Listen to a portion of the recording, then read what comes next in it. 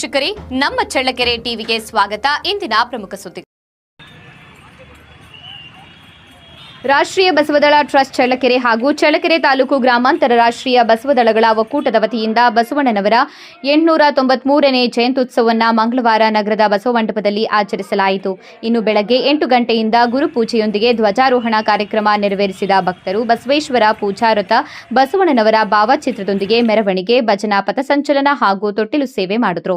ಇನ್ನು GH Hanumanthappa master, Basava ಶೃಂಗೇಶ್ವರ Swamiji ಹಾಗೂ ತಿಪ್ಪೇರುದ್ರ ಸ್ವಾಮೀಜಿ ಪ್ರವಚನ ನೀಡಿದ್ದಾರೆ. ಕೊರ್ಲಕುಂಟೆ ತಿಪ್ಪೇಸ್ವಾಮಿ ಉಪನ್ಯಾಸ ನೀಡಿದ್ದಾರೆ. ಧ್ವಜಾರೋಹಣ ಕಾರ್ಯಕ್ರಮದಲ್ಲಿ ಎಂಜೆ ರಾಘವೇಂದ್ರ ಹಾಗೂ ಕೆ ವೀರೇಶ್ ಭಾಗವಹಿಸಿದ್ರು.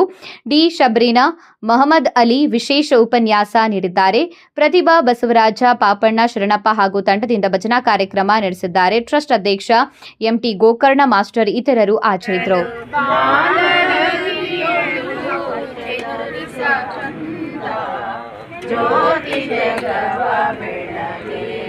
ಬಸವನ